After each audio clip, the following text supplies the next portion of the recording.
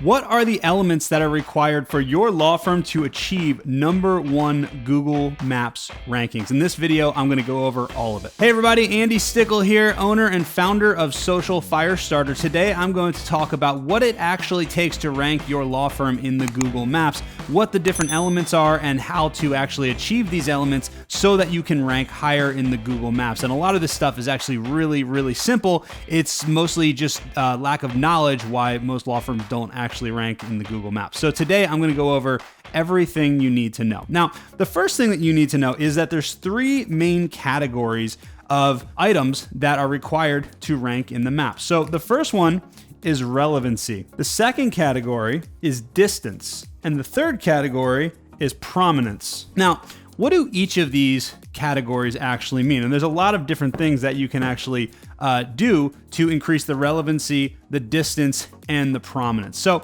the first thing that, and honestly the easiest thing that you can do, is select the correct categories for your GMB listing.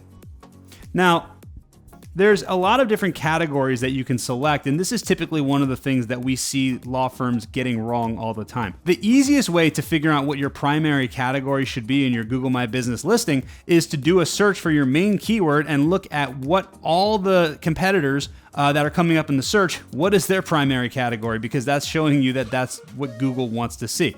So typically what you can do is you can select your correct category, and that will actually increase some rankings. And then once you go in there, you can also select secondary categories. And typically the easiest way to figure these out, if you don't actually know what all the categories are, which most people don't, is you can type attorney, you can type lawyer, and just see what populates and select all the ones that apply to you.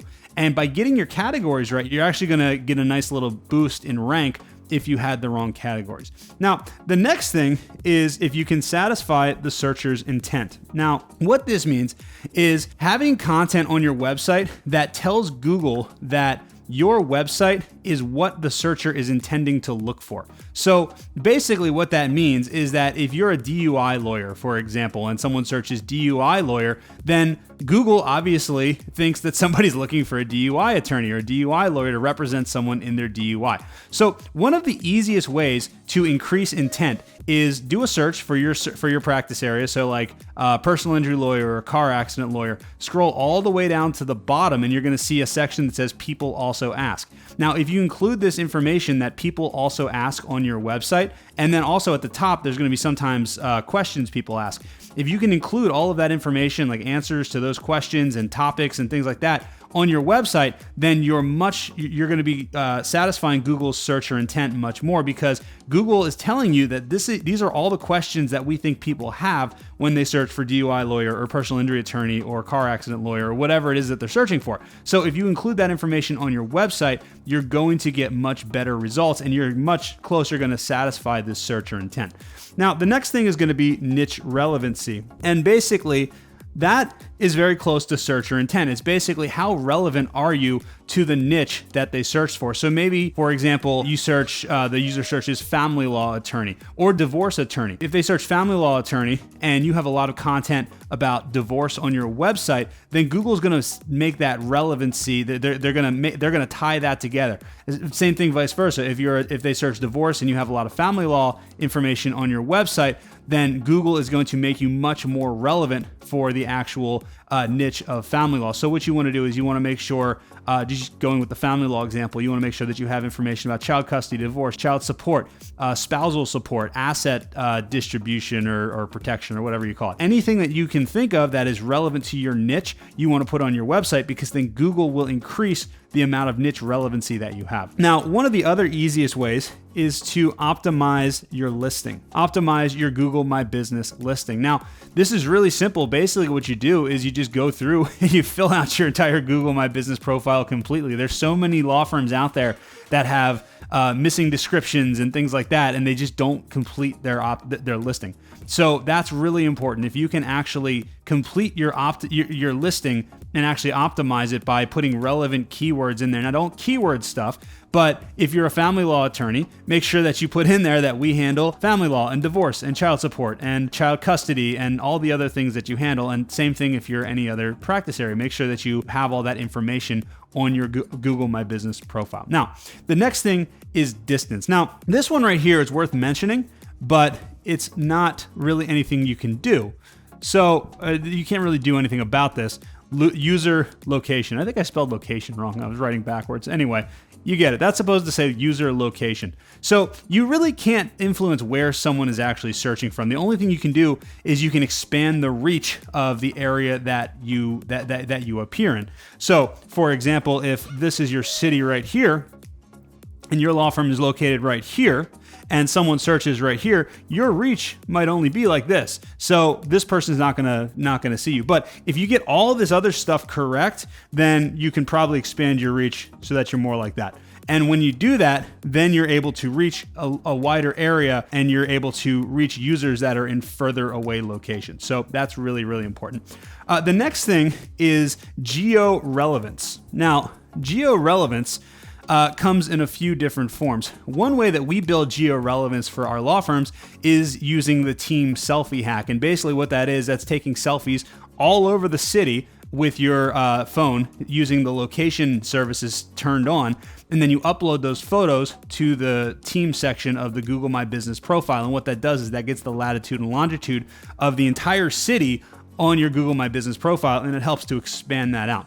Another thing you can do is you can get links from local organizations that are geographically relevant to the area that you're targeting. So this can be things like Chamber of Commerce's and Better Business Bureau and different things like that. Another thing that I like to do is I like to contact youth sports organizations and basically make small donations in exchange for them linking to my clients' websites. And basically what that does is that shows Google that you've got a lot of different websites all from the same area that are all linking to one website. So that is pretty relevant. That basically shows that this website is definitely geographically relevant to this area, even if they're not actually, even if the websites that are linking aren't necessarily legal websites. And that's actually right here, local links. I didn't write it on there, but basically that's what that is, local links. If you can get local links, local businesses, youth sports organizations, directories that are local to your area, the local newspaper, if you can get in the local news, that's great. All those types of things that are local and make you very, very geographically relevant, then that's going to increase your radius. So you'll end up covering a much bigger area than just this area right here. Now, the last part, the third and final part, is prominence. Now, prominence is basically how prominent is your law firm on the internet? Like how many different places does it actually appear? And that's why citations are so important. Citations are good for building brand authority.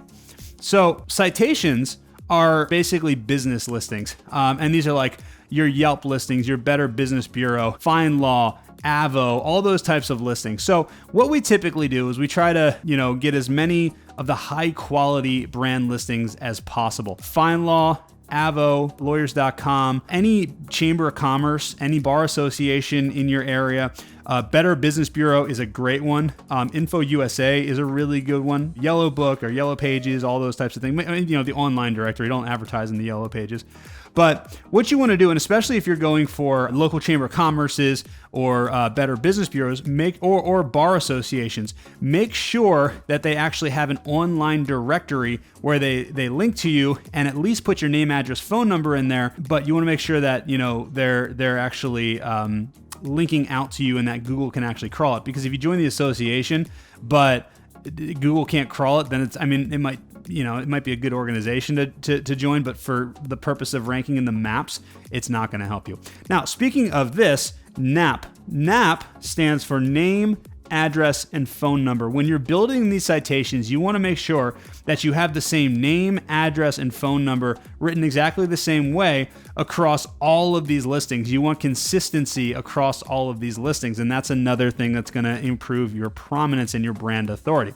Another thing, and this isn't really something you can really help, but it's something that you can keep in mind, is the age of the GMB, the age of your Google listing. So basically, obviously, you can't, artificially age a Google My Business, but you can think about this like if you're going to move your office, for example, rather than shutting down a listing and opening a new one, it might be better to move the listing because that way you'll preserve all that age. Another thing that will help you is your GMB reviews. Now, reviews help you in a couple of ways. First of all, reviews can hurt you if you have negative reviews that are unresponded to. So make sure that you respond respond to all reviews, especially negative reviews. Now, with that said, you should respond to all reviews, but if you're going to respond to just some reviews, make sure that you're definitely responding to negative reviews, because unresponded negative reviews will hurt you. Now, if you can actually get reviews that include keywords that are relevant to your law firm, your practice area, and your geographical location, that will actually boost your rank. Now, I don't want you to go and have your clients actually start spamming. Don't say, Bill Smith was the best Orange County DUI lawyer I ever had. He was the best Irvine DUI lawyer I ever had also. Like, you don't want to do that. So what you want to do is you want to actually send your clients a list of questions that will allow them to get these keywords and these synonyms on your Google My Business directory without them actually being spammy. And what will actually happen is they'll end up writing you a better review anyway. So what you want to do is you want to ask them 5 questions. You want to ask them, what was the problem that you had prior to coming to us? Why did you choose us over all other law firms? Where did we represent you and what did we do for you? What was the outcome that we got for you, and how has your life improved since we got that outcome? Now, if you ask them those 5 questions, then what's going to happen is they are going to, first of all, they're going to be more likely to give you a review because they're not going to have writer's block. 2, they're going to give you a better review. And 3, that review is actually going to help you rank in the Google Maps. So it's really, really important that you get reviews and that you use this formula so that you can actually increase your Google rankings. And then the final way to increase prominence, actually, it's not the final way, but the final way that we're going to talk about is building backlinks, getting other websites to link to your website. And what this is going to do is this is going to increase your organic ranking, which will in turn help. And it's not, they're not directly tied together, but there is a correlation with where you rank organically and where you rank in the maps. So if you can increase the number of websites that actually link to you, then that will increase your Google Maps ranking as well. Now, this is a lot here. So if if you need any help with this, if you want to find out how my company can help you do all this and frankly much, much more to get yourself ranked in the Google Maps so you can get more phone calls, so you can get more leads, so you can get more clients and ultimately have a more successful law firm, then what I want you to do is I want you to click the link below this video. And what we'll do is we'll give you a free 45-minute strategy session with my team. And during that strategy session, what we're going to do is we're going to kind of go over your website. We're going to kind of figure out what would the plan be for your law firm, and we'll let you know kind of how the entire program works. And at that point, you can make a decision if you want to be involved, if you want us to help you rank #1 in the Google Maps, or if you want to go at it on your own. But the call is completely free, and you'll get a lot of value out of hopping on the call with one of my teams. My team's really good at SEO. They're really good at evaluating websites and kind of putting a plan together. So all you have to do is click the link below this video, book a completely free strategy session with a member of my team. And if you guys have any questions at all, let me know in the comments below. Otherwise, we will see you in the next video.